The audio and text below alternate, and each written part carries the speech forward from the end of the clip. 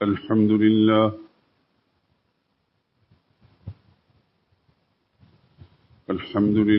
وحده، والصلاة والسلام على من لا نبي بعده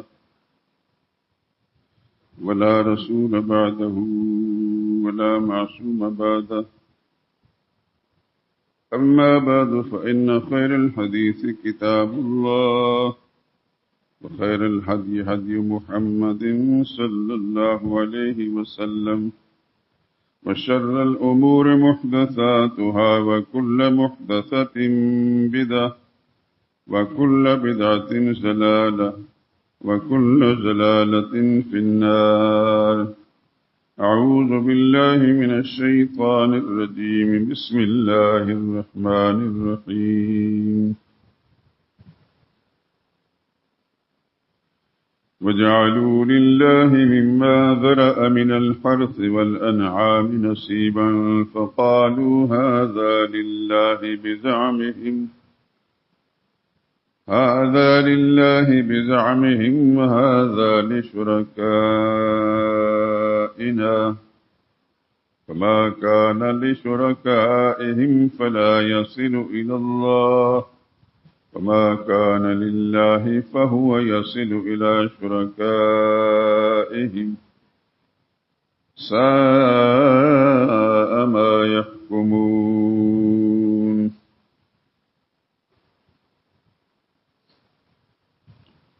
اور یہ لوگ اللہ ہی کی پیدا کردہ چیزوں یعنی کھیتی میں اور چوپایوں میں اللہ کا بھی ایک حصہ مقرر کرتے ہیں، اور اپنے باطل خیال سے کہتے ہیں یہ حصہ تو اللہ کا اور یہ ہمارے شریکوں کا. تو یہ جو حصہ ان کے شریکوں کا ہوتا ہے وہ تو اللہ کی طرف نہیں جا سکتا، اور جو اللہ کا حصہ ہوتا ہے وہ ان کے شریکوں کی طرف جا سکتا ہے. یہ کیسا برا انصاف ہے. سبحان ربک رب العزت عما یصفون، وسلام علی المرسلین، والحمد للہ رب العالمین.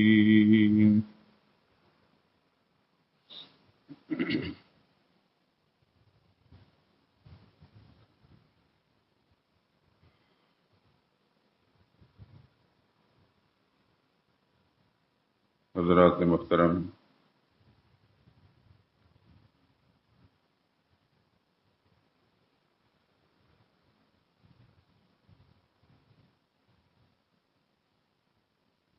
اسلامی سال کے آخری مہینے یعنی ماہ ذی الحج،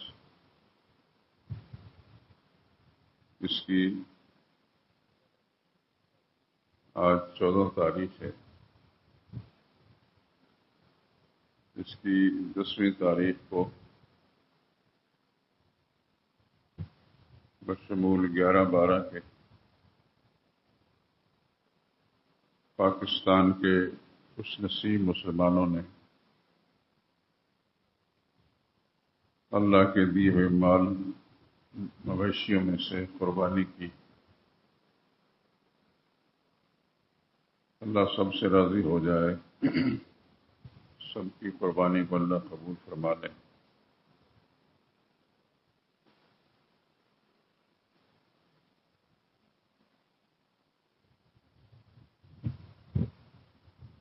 پچھلے بیانات کے اندر بھی میں نے اشارہ دیا تھا، یہ قربانیاں اللہ کے نام کی نیاز ہے. جس طرح آپ اللہ تعالیٰ کی کوئی نیاز دیتے ہیں، نظر دیتے ہیں، نظر نیاز ایک ہی چیز ہے.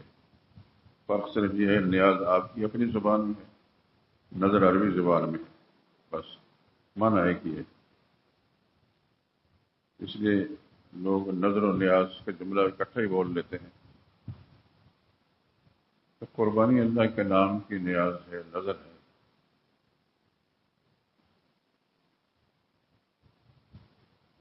جیسا کہ مختلف نشستوں میں آپ سن چکے ہیں،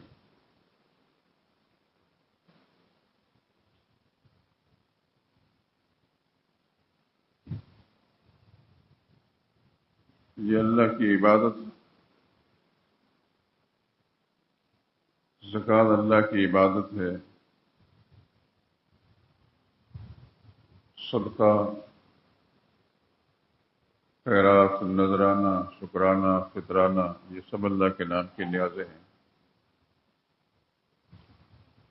یہ بھی اللہ کے نام کے نیاز. اور اہل توحید موحدین روئے زمین پر پہلے گزرے یا اب ہیں یا ہوں گے، یہ سب خوش نصیب لوگ ان شکلوں میں اللہ کے نام کے نیازیں دیتے رہے اور دیں گے.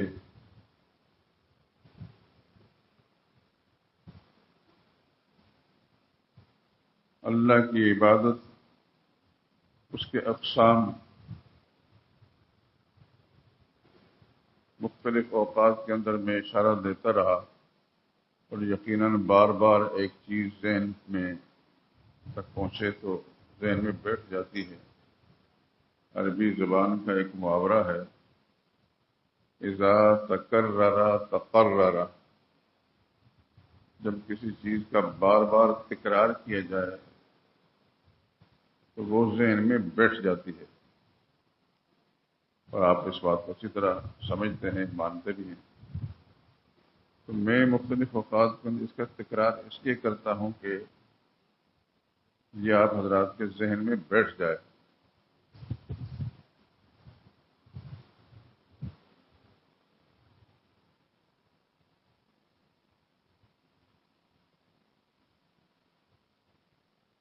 اور الحمدللہ جہاں تک میری اپنی معلومات کام کرتی ہیں، احباب سے تذکرہ باتیں ہوتی رہتی ہیں، ان کی گفتگو سے یہ بات معلوم ہو جاتی ہے، اور میں اللہ کا شکر ادا کرتا ہوں کہ احباب کو میری وہ باتیں جو بار بار میں تکرار کی ہیں ذہنوں کے اندر اللہ نے بٹھا دی ہیں، عقیدہ ٹھیک ہو گیا ہے. یہ بات میں اللہ جانتا ہے کہ کتنی دفعہ میں کہہ چکا ہوں کہ ہمارے اسلام میں، ہمارا جو اسلام ہے جس کی وجہ سے ہم مسلمان کہلاتے ہیں، اس کی بنیاد عقیدہ ہے. نماز نہیں ہے، روزہ نہیں ہے، عقیدہ بنیاد ہے دین کی. عقیدے پر مبنی ہے یہ ساری چیزیں. عقیدے کی صحت پر روزہ بھی قبول ہے، نماز بھی قبول ہے، زکوٰۃ بھی قبول ہے، قربانی بھی، فطرانہ بھی قبول ہے.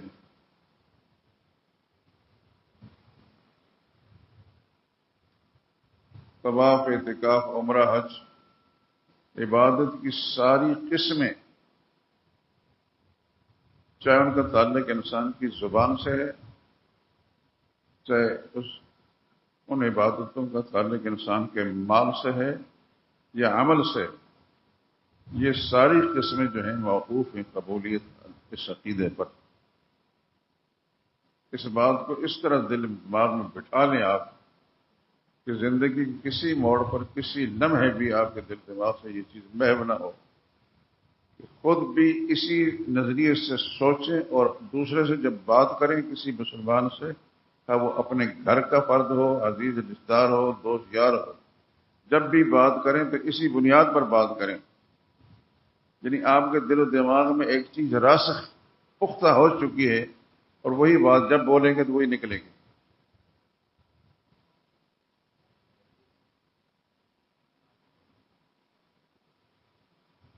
یہ بھی آپ کے علم میں ہے کہ اللہ نے جتنے نبی بھیجے ان نبی نے یہی کام کیا.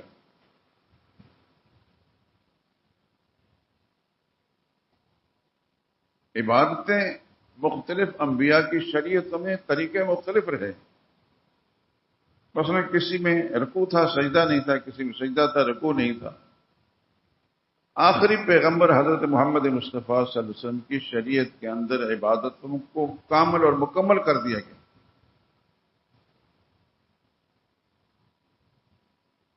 عبادتیں مختلف رہی ہیں، لیکن نبیوں کا جو مشن تھا بنیادی طور پر عقیدہ تھا. نبیوں نے اس مشن کی خاطر ماریں کھائی ہیں. مشن کی خاطر نبیوں کو شہید کیا گیا ہے، مشن کی خاطر نبیوں کو وطن سے بے وطن ہونا پڑا۔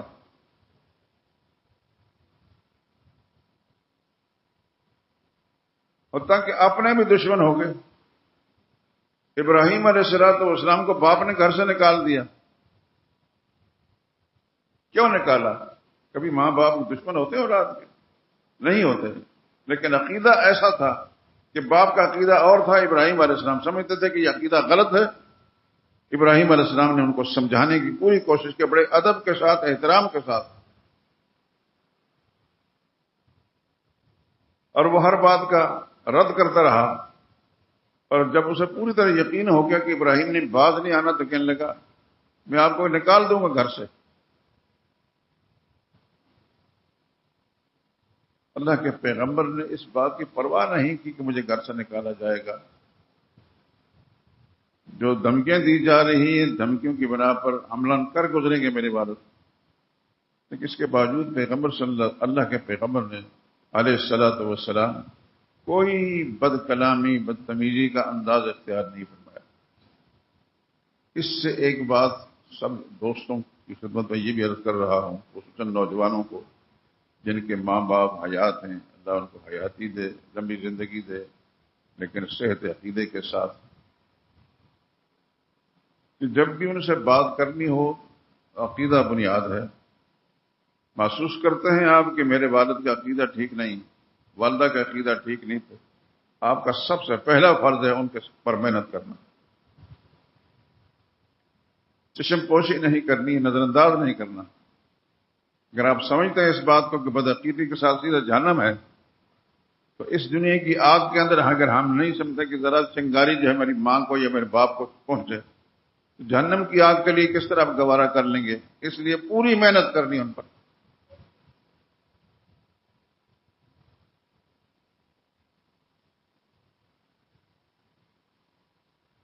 وہ آپ کو کچھ بھی کہیں،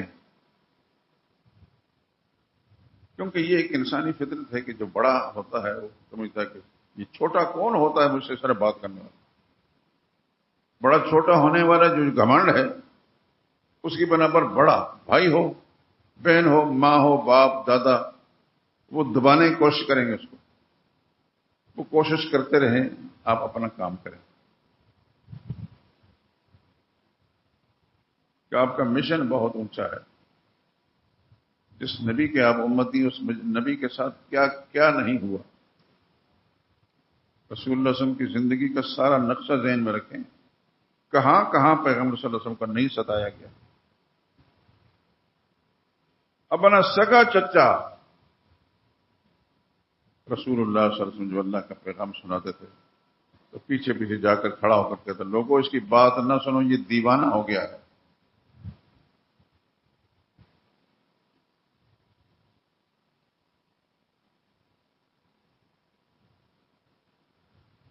اور پھر اس کی اسی تلخی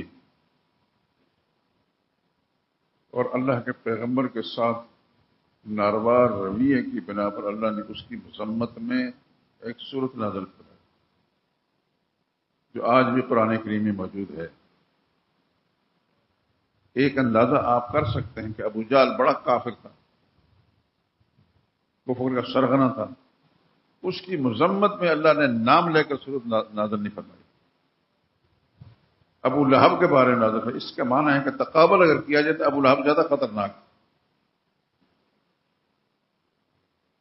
اور یہ بھی آپ سن چکے ہیں کہ ابو جہل کے بیٹے نے، کسی بیٹے نے حضور صلی اللہ علیہ وسلم کے ساتھ وہ بدتمیزی نہیں کی جو ابو لہب کے بیٹوں نے کی۔ ایک بیٹا جو رسول اللہ صلی اللہ علیہ وسلم کا داماد بھی تھا، اس نے اس قدر بدتمیزی کی کہ رسول اللہ صلی اللہ علیہ وسلم کو کرتا مبارک پھاڑ دیا، آپ کے چہرے پر تھوک دیا۔ انہی ٹائم اسی وقت کے اندر وہ داماد بھی تھا، اور پھر باپ کے اور ماں کے کہنے پر غالباً رسول اللہ صلی اللہ علیہ وسلم کی شہزادی کو طلاق دے دی۔ سمجھتے تھے کہ محمد کو نہ اذیت پہنچانی ہے صلی اللہ علیہ وسلم، تو اذیت پہنچانے کا یہی ایک طریقہ ہے کہ ان کی بیٹی کو طلاق دی جائے۔ اور آپ سمجھتے ہیں ہر ماں باپ سمجھتے ہیں کہ جس کی بیٹی کو کوئی شخص طلاق دیتا ہے بد نصیب، تو کیا گزرتی ہے ماں باپ پر.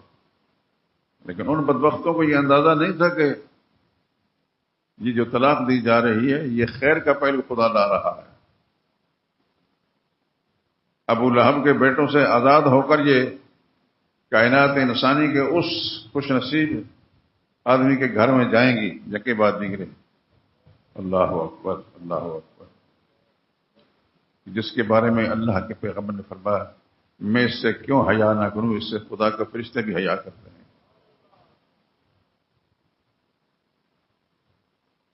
اور میں ایک طالب علم آدمی ہر وقت کھود کریت میں تجسس میں لگا رہتا ہوں. سیدنا عثمان رضی اللہ تعالیٰ عنہ کی زندگی کے ایک لمحہ بھی ایسا نہیں ہے مجھے نظر آیا کہ حضور صلی اللہ علیہ وسلم اس پر ناراض ہوا. سیدنا علی سے ناراض ہوئے جیسا سن چکے آپ، جب ابو جہل کی بیٹی سے شادی کرنا چاہی تو اس پر سیدہ فاطمہ بھی ناراض ہوئی، رسول اللہ صلی اللہ علیہ وسلم بھی ناراض ہوئے.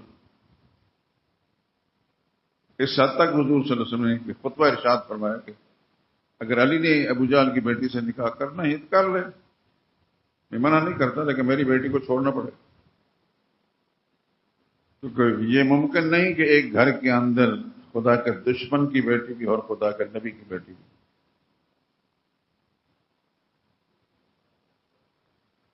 اور اس وقت رسول اللہ صلی اللہ علیہ وسلم کو اپنے بڑے داماد یاد آئے، سیدہ زینب رضی اللہ تعالی عنہا کے شوہر ابو العاص بن ربیع.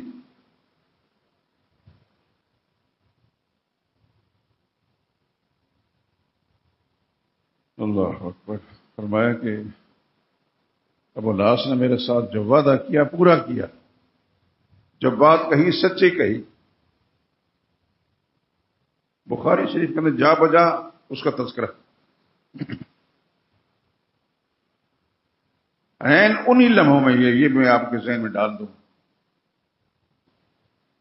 کہ جب اس نے وعدہ کیا پورا کیا، بات کہی سچی کہی.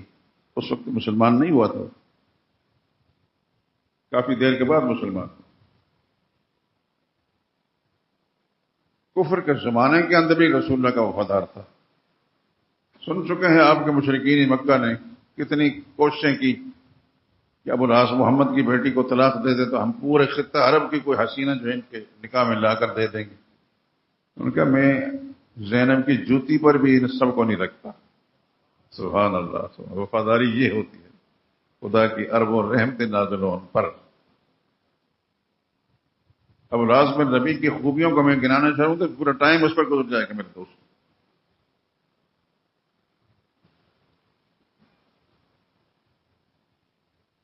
تو سیدنا علی بھی داماد تھے، عثمان بھی داماد تھے، ابو العاص بھی داماد تھے. ایک اور اشارہ دے دوں، ابو العاص بھی اموی تھے،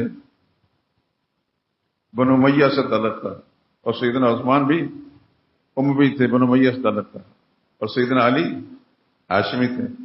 ہاشمی سے اذیت پہنچی رسول اللہ صلی اللہ علیہ وسلم کو، امویوں سے اذیت نہیں پہنچی. ابو لہب نے اپنے بیٹوں سے کہا محمد کی بیٹیوں کو طلاق دے دو، یہی کچھ تکلیف دے سکتے ہیں ہم. طلاق دے دیجیے کہ بعد دیگر. ایک بیٹا کا نام عتبہ تھا، دوسرے کا نام عتیبہ تھا. عتبہ نے بھی طلاق دے دی. ماں باپ کی کوشش یہ تھی کہ کسی نہ کسی طریقے سے محمد صلی اللہ علیہ وسلم کو اذیت دینی. اللہ اکبر. طلاق دے دی. عتبہ نے طلاق دے دی حضرت رقیہ کو. اللہ اکبر. وہی خدا بندی سے یہ فیصلے آئے. سیدنا عثمان رضی اللہ تعالیٰ عنہ کے نکاح میں چلی گئی. کہاں عتبہ کہاں عثمان. اور جب ان کا انتقال ہو گیا حضرت رقیہ کا تو پھر عثمان افسردہ رہنے لگے کہ نبی سے رشتہ ختم ہو گیا. اس موقع پر حضرت عمر رضی اللہ تعالیٰ عنہ نے کوشش فرمائی کہ میری بیٹی سے نکاح ہو جائے عثمان کا. سیدنا عثمان نے جواب نہیں دیا. سیدنا عمر رضی اللہ تعالیٰ عنہ کو عثمان پر گلہ ہوا لیکن انہوں نے کوئی جواب نہیں دیا۔ نبی کریم صلی اللہ علیہ وسلم کی دوسری صاحبزادی جو عتیبہ کے نکاح میں تھی، اس نے بھی طلاق دے دی۔ تو پھر اللہ کی وحی کے ذریعے سے ام کلثوم کا نکاح بھی حضرت عثمان کے ساتھ ہوا، اور ام کلثوم کا جب انتقال ہو گیا تو رسول اللہ نے فرمایا کہ میری 40 بیٹیاں بھی ہوتی، فوت ہوتی جاتی، سب عثمان کے نکاح میں دیتا جاتا۔ اس کی پوری دنیا میں کوئی مثال بھی نہیں آدم کی اولاد کے اندر۔ ایک تو یہ مثال بھی نہیں ہے کہ کسی شخص کے نکاح میں پیغمبر کی 2 بیٹیاں، اور کوئی مثال ایسی نہیں کہ نبی نے فرمایا ہو کہ میری بیٹیاں فوت ہوتی جاتی میں اس کے نکاح میں دیتا، ایسی بھی کوئی مثال نہیں۔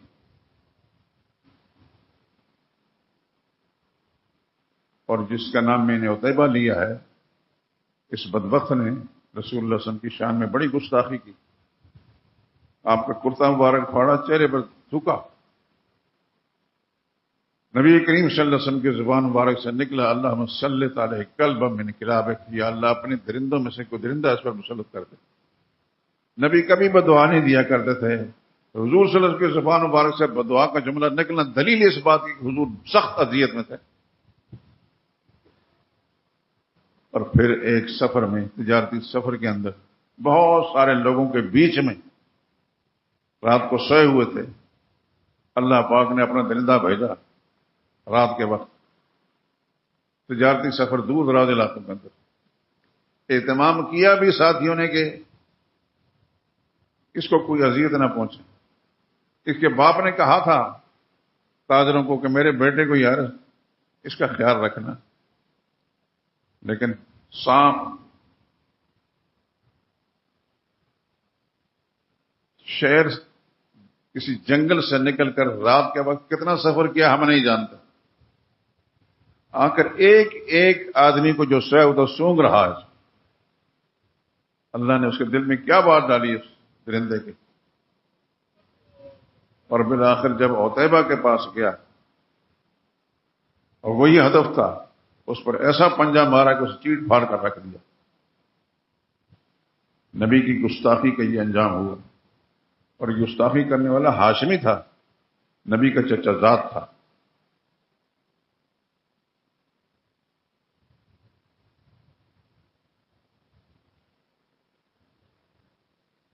تو خدا کے پیغمبر کے ساتھ یہ ساری اذیتیں جو آئی ہیں، یہ گستاخیاں جو ہوئیں، عقیدہ توحید کی بنا پر، یاد رکھیں سب کچھ پیچھے ہے عقیدہ توحید پہلے۔ مجھے امید رکھتا ہوں کہ میں بار بار جو تاکید کر کے آپ کی توجہ اس طرف مبذول کراتا ہوں، سب کچھ پیچھے ہے، عقیدہ پہلے ہے۔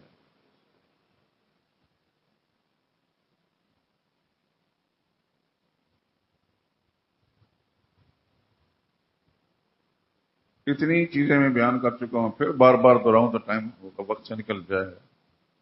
عقیدہ مقدم ہے، باقی سے سب چیزیں پیچھے ہیں۔ عقیدے پر ساری باتیں موقوف۔ آپ حضرات جنہوں نے قربانیاں کی، خدا قبول فرمائے۔ میں دعا گو ہوں، دعا کرتا رہتا ہوں، لیکن یہ بات بھی اپنی جگہ کہ جس کا عقیدہ ٹھیک تھا اس کی قربانی صحیح ہوئی، نہیں تو خدا بندے خود اس کو ایسی قربانی کوئی ضرورت نہیں۔ میں نے جہاں جو اپنے دوست احباب کے لیے اہتمام کیا تھا، اس کا صرف یہی لالچ تھی کہ یہ کسی اور جگہ جا کر کسی کے ساتھ شریک ہوں گے تو اگر وہ آدمی ہوا اس جانور کا جو شریک، اس کا عقیدہ خراب ہوا، اس کی پھر قربانی برباد چل جائے، کیونکہ جانور تو ایک ہوتا ہے، اس میں کئی چیزیں تو نہیں آ جاتی۔ سب کا عقیدہ ایک جیسا ہوگا، قربانی کی صحیح، اور عقیدہ کسی ایک کا خراب ہے، سب کی قربانی برباد۔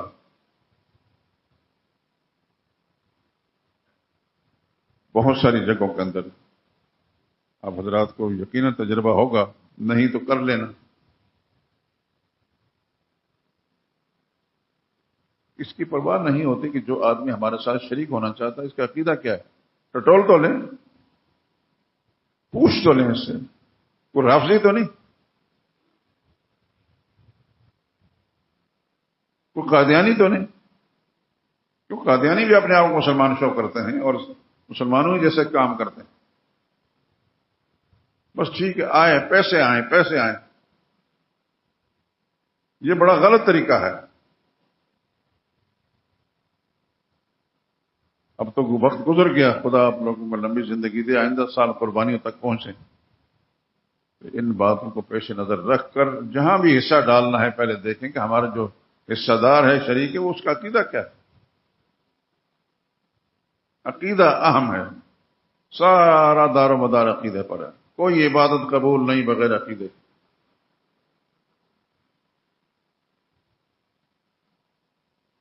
اور عقیدہ خراب ہے تو پیغمبر کا رشتہ دار بھی اگر ہے تو اس کی کوئی قیمت نہیں اللہ کے نزدیک۔ آخر نوح علیہ السلام کا بیٹا نوح علیہ السلام وہ پیغمبر ہے جس نے سب سے زیادہ اللہ کی توحید کی بات کی، 950 سال، 9.5، اللہ اکبر۔ اور اس طرح بھی نہیں کہ چلو جمعے کو تقریر کر دی۔ قرآن کریم سے پتہ چلتا رب انی دعوت قومی لیلا و نہارا، میرے داتا، میرے اللہ، میں نے اپنی قوم کو دعوت دی ہے، نہ رات دیکھی نہ دن دیکھا۔ ثم انی دعوتہم جہارا، پھر میں نے چلا کر بھی ان کو پکارا، واسررت لہم اسرارا، آہستہ آہستہ بھی، تنہا ایک ایک کو پکڑ کر میں نے مسئلہ سمجھایا۔ کتنی محنت کی خدا کے پیغمبر نے، فلم یزدہم دعائی الا فرارا، یہ بدنصیب بھاگتے ہی رہے۔ اور ان بھاگنے والوں میں سے نوح علیہ السلام کا بیٹا بھی، جس پیغمبر نے اللہ کے دین کے لیے اتنی محنت کی، اپنے گھر کا فرض اس نے نہیں مانا۔ اللہ پاک نے فرمایا کہ اب ہو گیا آپ کا کام، اب انتظار کریں، ایک کشتی تیار کریں،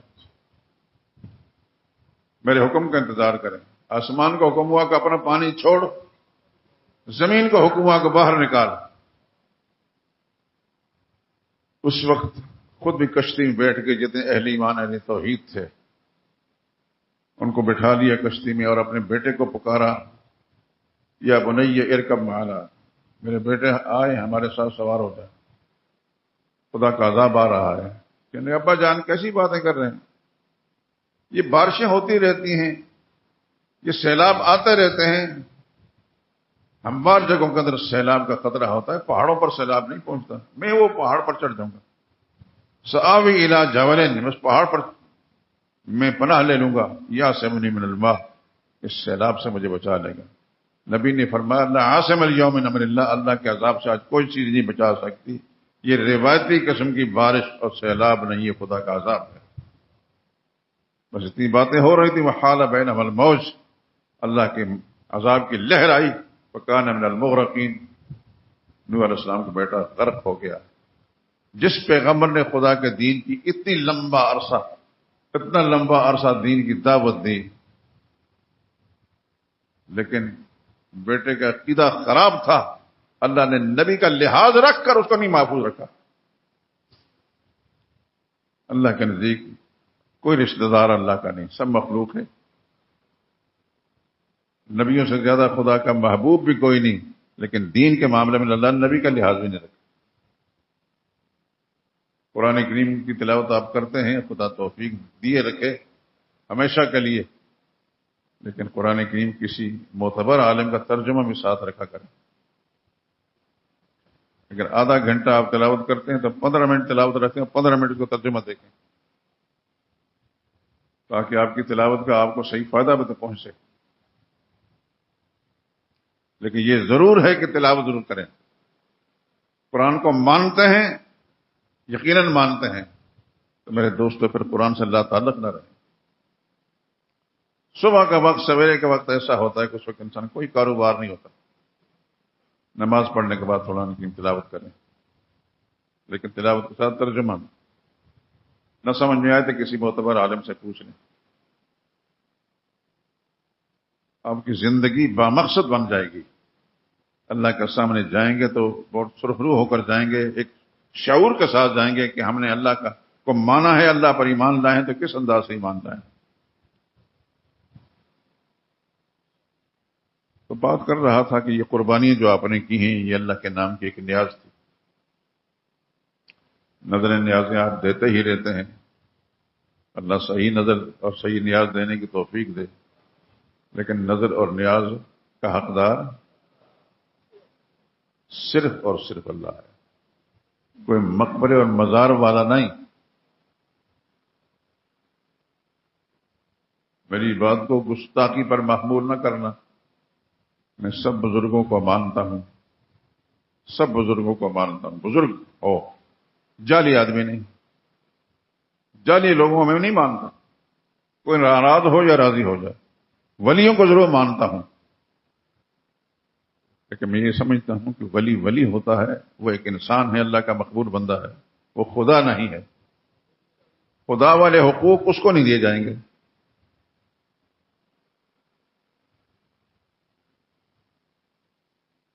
اس کا ادب ہے، اس کا احترام ہے، اس کی اتباع ہے، ان کے لیے دعائیں ہیں، لیکن وہ معبود نہیں ہے.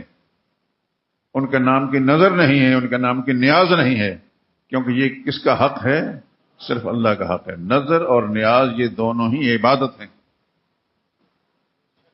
صدقہ خیرات عبادت ہیں، قربانی عبادت ہیں، اور عبادت آپ کلمے کے اندر پڑھ چکے ہیں، لا الہ الا اللہ، اللہ کے سوا کوئی عبادت کے لائق نہیں ہے. اللہ کے سوا کوئی عبادت کے لائق نہیں ہے. تو کہہ چکے ہیں کہ اللہ کے سوا کوئی عبادت کے لائق نہیں، چاہے قبر والا یا کسے کا. عبادت صرف اللہ کی. شیطان زندہ ہے. جب کوئی توحید کی بات کرتا ہے تو کہے گا یہ مولوی بزرگوں کو نہیں مانتا. ہو سکتا ہے جتنے دوست میری بات کو سن رہے ہیں کسی کے ذہن میں ابلیس کی وسوسہ ڈالتا ہو. وہ مردود انسان کا دشمن ہے کہ دیکھیں یہ مولوی جو ہے بات کر رہا ہے، خدا کی قسم میں سب ولیوں کو مانتا ہوں، سب بزرگوں کو مانتا ہوں. خدا اسی عقیدے پر قائم رکھے، اللہ ان کا ادب نصیب فرمایا. لیکن ان کو ولی مانتا ہوں، ان کو نبی کا مقام بھی نہیں دیتا. نبی کا مقام اونچا ہے، بلکہ صحابہ کا مقام بھی نہیں دیتا.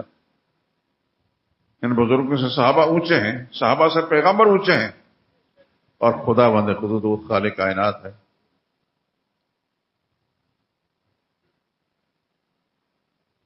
اور کوئی بھی اللہ کا ولی ایسا نہیں گزرا جس نے شرک کی دعوت دی ہو، جس نے یہ کہا ہو کہ میرے نام کی نیازیں دو. نہ، اللہ کا نیک بندہ کبھی نہ شرک کرتا ہے، نہ شرک کی تعلیم دیتا.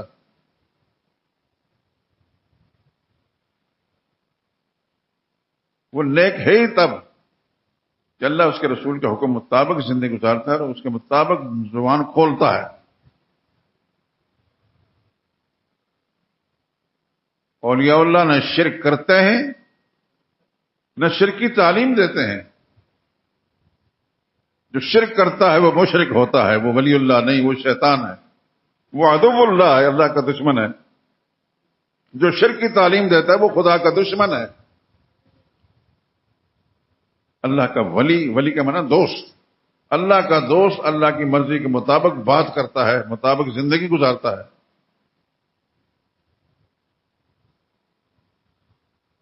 بات پھر وہیں آ گئی کہ آپ کی قربانی ایک نیاز تھی اللہ کے نام کی. آپ نے قربانیاں دی، خدا قبول فرمائے. آپ کی نسلوں کے اندر بھی خدا ہدایت کا سلسلہ جاری رکھے. اور میں نے قربانی سے ایک دن شاید 2 دن پہلے جمعے پہ بتایا تھا کہ گھر کے تمام افراد جن جمالے کے نصاب ہیں، جو صاحب نصاب ہیں اور بالغ بھی ہیں، عاقل اور بالغ ہیں اور صاحب نصاب ہیں، ان پر قربانی واجب ہے. گھر پر قربانی نہیں، فرد پر قربانی. جس طرح گھر پر نماز نہیں، فرد پر نماز ہے. جو عاقل بالغ ہو گیا، لڑکا ہے یا لڑکی، نماز اس پر فرض ہے، یہ اللہ کا فریضہ ہے. اس طرح قربانی بھی فرد پر ہے، گھر پر نہیں. روزہ فرد پر ہے، گھر پر نہیں. تو عبادات کا یہ اصول ہے میں یہ بات اس لیے کہہ رہا ہوں کہ میں اس تجسس میں لگا رہتا ہوں کہ ہمارے ہاں کیا کیا خرابیاں معاشرے کے اندر ہیں. تو ایسا معلوم ہوا کہ لوگ گھر کی طرف سے قربانی کرتے ہیں. بس ٹھیک ہے جی، قربانی ہو گئی، مطمئن ہوتے ہیں، اور کسی کی طرف سے قربانی نہیں ہوتی. کسی کی طرف سے قربانی نہیں ہوتی. کوئی شخص کتنا ہی خوشیاں منائے کہ ہم نے قربانی کر دی، کیونکہ قربانی جس پر فرض تھی اس نے نہیں ادا کی. اور اگر گھر کا بڑا جو ہے اس نے قربانی دی اور اس عقیدے کا سی دی کہ گھر کا سب لوگوں کی طرف سے ہے، اس کی طرف سے بھی نہیں ہوئی کہ غلط راستے پر چل پڑا.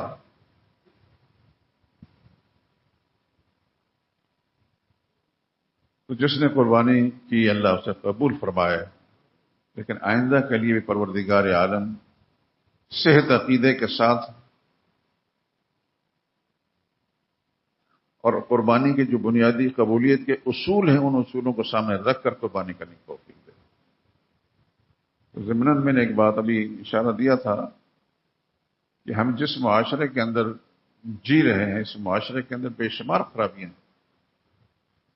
اعمال کی خرابیاں ہیں، عقائد کی خرابیاں ہیں. تو آپ حضرات جس کو بھی خدا بند خود نے اپنی عقیدہ توحید کی سمجھ دی ہے تو اپنے گھر میں محنت کریں. آپ کی محنت سے خدا کے سامنے آپ کا مقام بہت اونچا ہو جائے گا، لیکن آپ کی محنت سے آپ کے گھر کے لوگ اگر ان کے عقیدے ٹھیک ہو گئے تو سارے کے سارے خدا کی پکڑ سے بچ جائیں گے.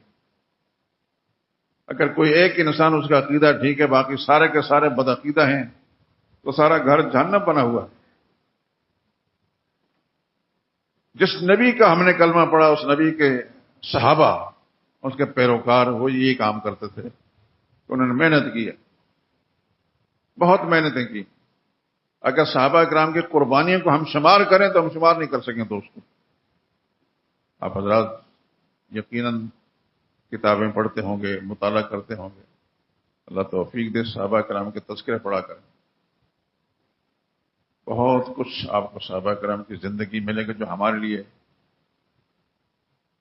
رہنمائی کا سامان ہے. لیکن یہ بھی کہ صحابہ خاندانی مسلمان نہیں تھے.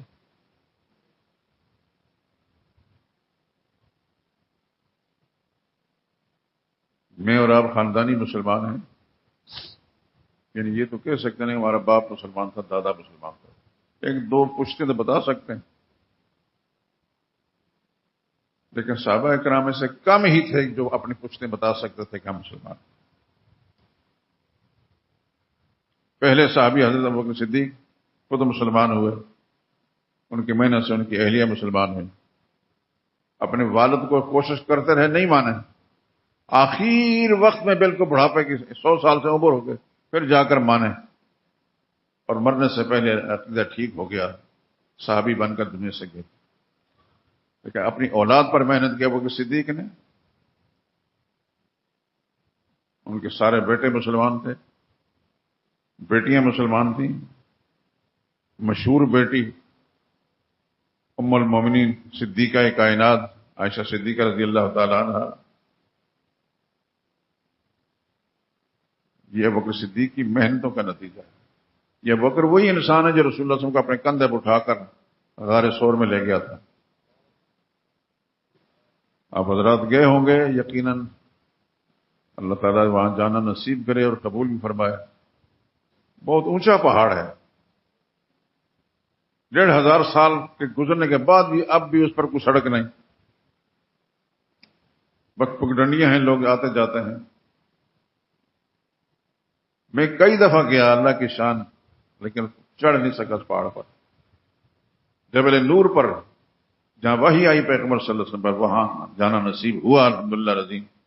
وہاں 2 رکعت نماز بھی پڑھی اس جگہ پر جہاں رسول اللہ صلی اللہ علیہ وسلم پر وحی آئی.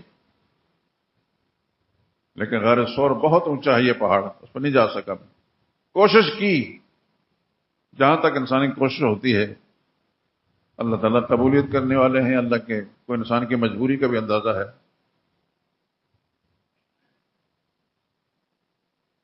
تو آپ حضرات سے میں درخواست کرتا ہوں کہ صحابہ کرام کی ہسٹری ان کی زندگی کے حالات ضرور پڑھا کریں. اخبارات، ناول اس کو ردی کی ٹوکری میں پھینک دیں. رسول اللہ صلی اللہ علیہ وسلم کی حیات طیبہ اس کو پڑھیں. ایمان کی تقویت کا، اخروی نجات کا باعث. اور صحابہ کرام جو رسول اللہ صلی اللہ علیہ وسلم کو تیار کرتا پاکیزہ جماعت ہے، اس کی ہسٹری پڑھیں. صحابہ کرام نے کیا کیا قربانی نہیں دی. تو میں جو آپ کا عرض کر رہا ہوں کہ اپنے والدین کو، اپنے بڑوں کو درخواست کریں. آپ محسوس کرتے ہیں کہ کمزوری ہے عقیدے کے اندر، کوشش کریں.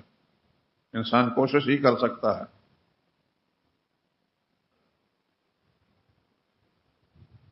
شاید میں نے ایک دفعہ آپ کو بتایا تھا، ہمارے ہاں ایک نوجوان میرے درس میں بیٹھا کرتا تھا. میری ترغیب سے، اللہ کی توفیق سے اس کو داڑھی رکھنے کی توفیق ہوئی. بالکل ینگ نوجوان تھا، زیادہ سے زیادہ اس کی عمر 20 سے 25 سال ہوگی. ایک دفعہ میرے پاس آئے تو رو رہا تھا. کہ خیر تو ہے، کیا بات ہے، کیوں رو رہے ہیں؟ کہتے میری ماں کہتی ہے کہ تو داڑھی منڈوا. اور اس نے اپنے ساتھ اور رشتہ داروں کو ملا لیا ہے. اچھی نہیں لگتی داڑھی. میں کیا کروں، مجھے ماں سے محبت بھی ہے. آپ کی ترغیب سے داڑھی میں نے رکھی ہے، لیکن ماں کے ساتھ محبت بھی ہے. اس کی بات کو رد بھی نہیں کر سکتا. میں نے اندازہ کر لیا یہ بیچارہ مخلص نوجوان ہے. میں نے کہا بیٹا ایک بات ذہن نشین کر لیں، مجھے یہ بتائیں کہ آپ کی ماں بڑی ہے کہ محمد مصطفیٰ صلی اللہ علیہ وسلم؟ اس نے سر کو جھٹکا. کہنے لگا جی کہاں محمد مصطفیٰ صلی اللہ علیہ وسلم، کہاں میری ماں؟ تو میں نے یہ جو داڑھی ہے رسول اللہ صلی اللہ علیہ وسلم کی سنت سمجھ کر رکھی ہے یا؟ کہنے لگے حضور صلی اللہ علیہ وسلم سنت سمجھ کر. میں نے کہا اب فیصلہ کرنا آپ کا اپنا کام ہے. ماں کو بڑا سمجھ کر داڑھی منڈوا دے، اور رسول اللہ صلی اللہ علیہ وسلم کی بات کو اہمیت دے کر داڑھی کو. کہنے لگا جی بس میں نے فیصلہ کر لیا، کچھ بھی ہو، ناراض ہو، میں داڑھی نہیں منڈواؤں گا.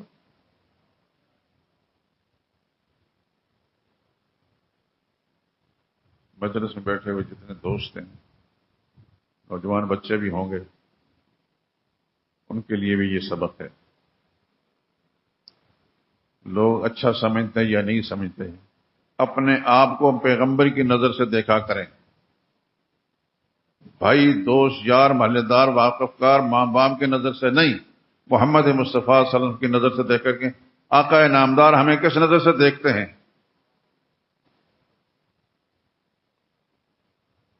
اپنا معاملہ اپنے رب کے ساتھ سیدھا. میرا ایک جملہ یاد رکھے میرے دوستو، خدا مجھے بھی اس پر عمل کی توفیق دے اور آپ کو بھی.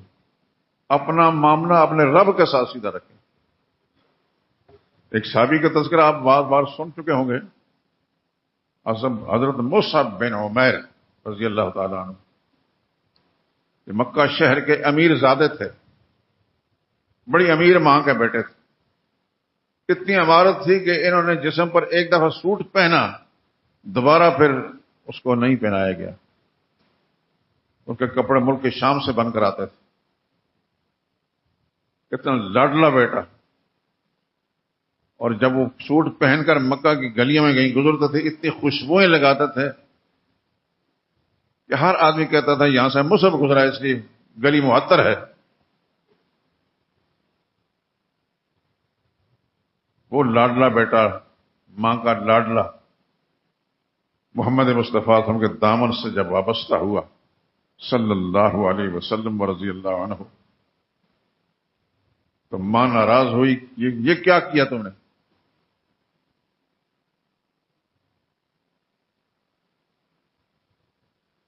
یہ کیا کیا تم نے؟ میں تو نہیں مانتی محمد کو.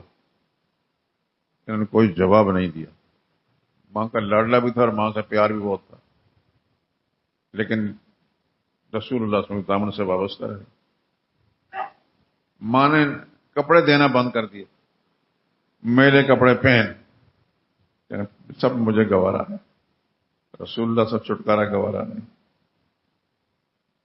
جب یہ تدبیر بھی ناکام ہوئی تو کہنے لگی کہ میں تم سے بولوں گی نہیں.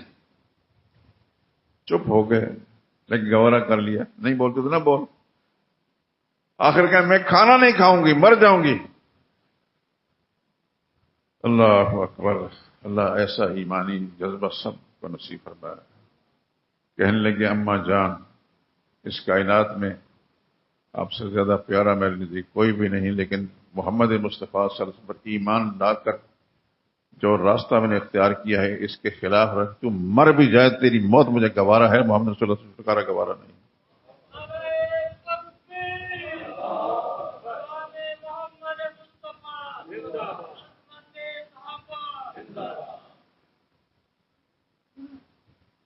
یہ دعا مانگا کریں، یا اللہ ہمیں صحابہ کرام کے نقش قدم پر چلنے کی توفیق دے، ان راستوں پر جن سے تو راضی ہوتا ہے. پھر یہی مصعب بن عمیر رضی اللہ تعالیٰ عنہ، اللہ کے پیغمبر نے ان کو مدینہ منورہ بھیجا. مدینہ کے مسلمانوں کی زیادہ تر تعلیم مصعب بن عمیر کے ذریعے سے ہوئی.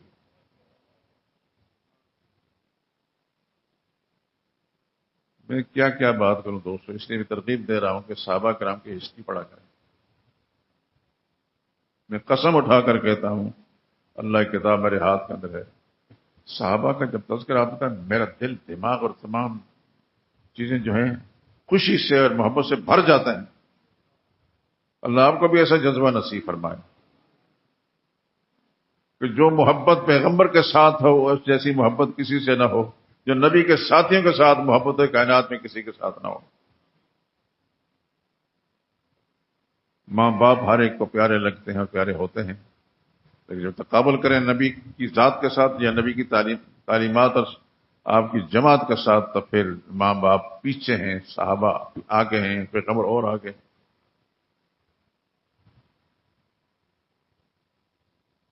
ان کے تذکرے جو کر رہے ہیں اس لیے کہ ان کے عقیدے ٹھیک تھے. بات پھر عقیدے کی آتی ہے. انہوں نے قربانیاں دی، اتنے پیسے ان کے پاس نہیں تھے جتنے آپ کے پاس ہیں. قربانیاں کرتے تھے وہ بھی. نامساعد حالات کے اندر انہوں نے اپنے آپ کو معروم رکھا، نبی کی بات مان کر قربانیاں کی، لیکن عقیدہ ٹھیک رکھ کر قربانیاں کی. آج کتنے سال ہو چکے ہیں ان کو گزرے ہوئے، اور آج ہم یہاں پاکستان کی سرزمین میں اس مسجد کے اندر تذکرہ کر رہے ہیں. 1500 سال تو گزر چکے ہیں. کیوں کرتے ہیں؟ یہ کس نے ہمیں یہ سکھایا؟ اللہ نے ہمارے دلوں میں یہ بات ڈالی. وہ اللہ کے محبوب بنے ہیں، اللہ کے محبوب بنے، ساتھی بنے، تو ان کی محبت اللہ نے ہمارے دلوں میں ڈالی، روئے زمین کے مسلمانوں کے دل میں ڈال دا. ہمارے ساتھ ہماری طرح اللہ جانے کتنے لوگ ہیں جو صحابہ کے ساتھ محبت کے جذبے سرشار ہیں. یہ کیوں؟ وہ خدا اس کے رسول کے وفادار تھے، تو پھر اللہ نے ان کے ساتھ وفا کی. ان کے نام کو مٹنے نہیں دیا، آسمانی شہرت پر خدا چمکا رہا ہے. کیا ابوبکر صدیق کے ساتھ جتنی محبت، میں سچ کہتا ہوں آپ کو ہے، اپنے ماں باپ سے اتنی محبت ہے؟ نہیں ہوگی. مخلص مسلمان کبھی بھی ابوبکر صدیق کے برابر اپنے ماں باپ کو نہیں سمجھتا. ماں باپ سے محبت ہونی چاہیے. جب تقابل کیا جائے نبی کی تعلیمات اور نبی کی ذات اور نبی کی جماعت سے، تو پھر یہ نیچے ہیں وہ اوپر ہیں. ایسا کرنا پڑے گا. تو یہ کیوں اوپر ہیں؟ کیوں اوپر کیا؟ یہ اللہ نے کیا. اللہ کے ساتھ جو انہوں نے وفا کی، پھر اللہ تعالیٰ نے ان کو مٹنے نہیں دیا، مرنے نہیں دیا، گمنام نہیں ہونے دیا. خدا نے ان کے ناموں کو چمکایا دنیا میں.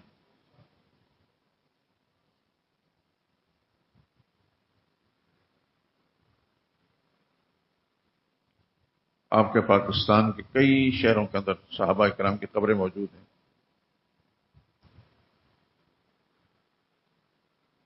میں یہ گزارش کروں گا کہ آپ حضرات مختلف شہروں میں اپنے کاروبار یا کسی دوسرے تعلق کی بنا پر جاتے رہتے ہیں، پتہ چلے صحابہ کرام کا کہ ان کی قبر ہے تو وہاں ضرور جائیں. یہ ایمان کی پختگی کی دلیل ہوگی، نبی کی محبت کی دلیل ہوگی کہ نبی کے ساتھ جو پیار ہے نبی کے یاروں کے ساتھ اتنا پیار ہو۔ بات پھر وہ عقیدے سے شروع ہوتی ہے کہ ان کے ساتھ کیوں پیار ہے، ان کے عقیدے ٹھیک تھے، انہوں نے شرک چھوڑا اور نبی کے دامن سے وابستہ ہوئے، عقیدہ توحید اپنایا، ایسا اپنایا کہ زندگی ہر سانس کے اندر عقیدہ توحید۔ پھر اللہ پاک نے ان کو مٹنے نہیں دیا، خدا نے چمکایا۔ میں یہ گزارش کروں گا آپ حضرات سے بھی، میں اور آپ صحابی نہیں، صحابہ سے پیار کرنے والے ہیں، خدا اس پر قائم رکھے، لیکن ہم نہیں ہوں گے تو خدا ہمیں بھی نہیں مٹنے دے گا۔ لیکن شرط یہ ہے کہ ہم اللہ کے ساتھ وفا کریں، اللہ کے نبی سے وفا کریں، اللہ کے نبی کے صحابہ سے وفا کریں، پھر خدا مٹنے نہیں دے گا۔ اگر اتنا لمبا عرصہ گزرنے کے باوجود بھی صحابہ کرام کو مٹنے نہیں دیا، گمنام نہیں ہونے دیا، تو اللہ کے ساتھ ہم وفا کریں گے، اللہ ہمیں گمنام نہیں ہونے دے گا۔ آنکھیں تو بند ہو جائیں گی، مٹی میں چلے جائیں گے، لیکن وہاں بہت بہت اللہ کی مہربانی آئیں گی۔ روضۃ من ریاض الجنہ، حضور کے فرمان، پھر جنت کے باغوں میں سے باغ ہوگی قبر، اندھیری قبر نہیں ہوگی، روضۃ من ریاض الجنہ۔ لیکن شرط یہ ہے کہ اس دنیا کے اندر تھوڑا سا اپنے جذبات کو قابو کر کے، دنیا مفادات کو پیچھے رکھ کر اللہ کے نبی کی بات کو اہمیت دیں، نبی کے صحابہ کرام کے ساتھ محبت کریں، پھر دیکھیں خدا کیا کرتا ہے۔ یہ مشکل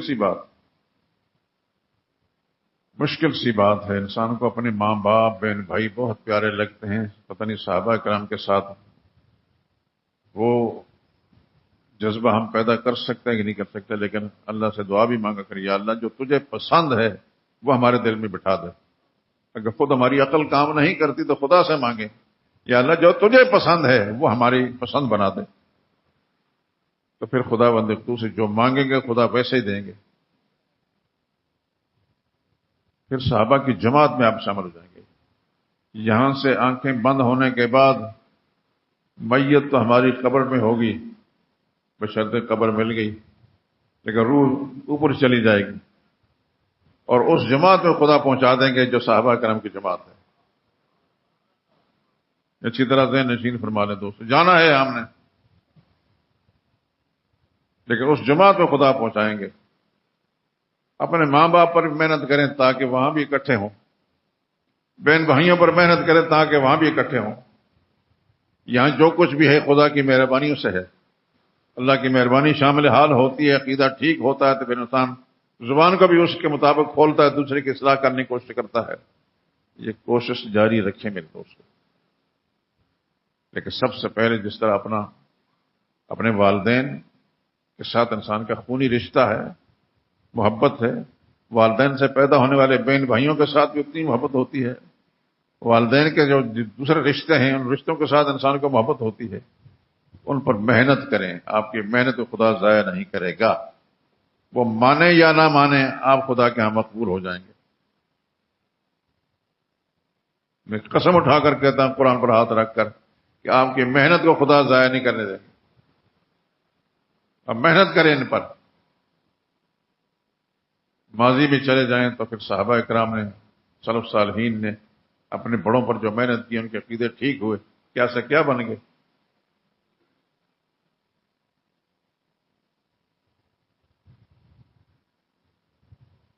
ابو جہل بڑا کافر تھا، بہت بڑا مشرک تھا، اس کے دو بھائیوں کو خدا بند قدوس نے ہدایت دی، بڑے نامی گرامی صحابی تھے۔ ابو جہل کے اپنے بیٹے کو خدا نے ہدایت دی، حضرت اکرمہ رضی اللہ تعالیٰ عنہ۔ ان کی بات ختم کرتا ہوں میں۔ یہ جب فتح مکہ ہوا تو لوگ بھاگے، کوئی ادھر بھاگا کوئی ادھر بھاگا، جو کافر تھے، جو نہیں مانتے تھے محمد مصطفیٰ صلی اللہ علیہ وسلم کی تعلیمات کو، یہ بھی بھاگے۔ کسی کشتی میں سوار ہوئے، کسی طرف جا رہے تھے، کشتی ڈولنے لگی، کشتی کے ملاح نے کہا کہ بھائی خدا کو پکارو، اب اس کے سوا اور کوئی بات نہیں۔ انہوں نے کہا یہ ایک خدا کو پکار کر ہم جا سکتے، یہی بات محمد صلی اللہ علیہ وسلم کہتے تھے. ان سے بھاگ کر ہم یہاں آئے تو آپ وہی بات کر رہے ہو. کہنے لگا چھوڑو اس بات کو، اس وقت نجات کی صورت یہی ہے کہ خدا کو پکارو.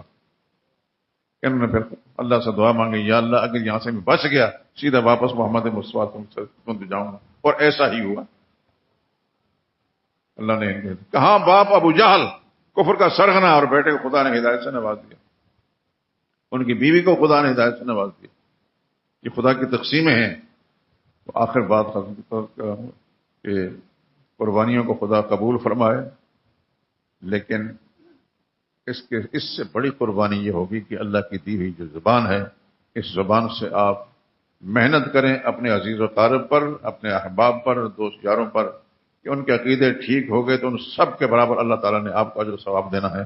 وہ آخر دعوانا الحمدللہ رب العالمین.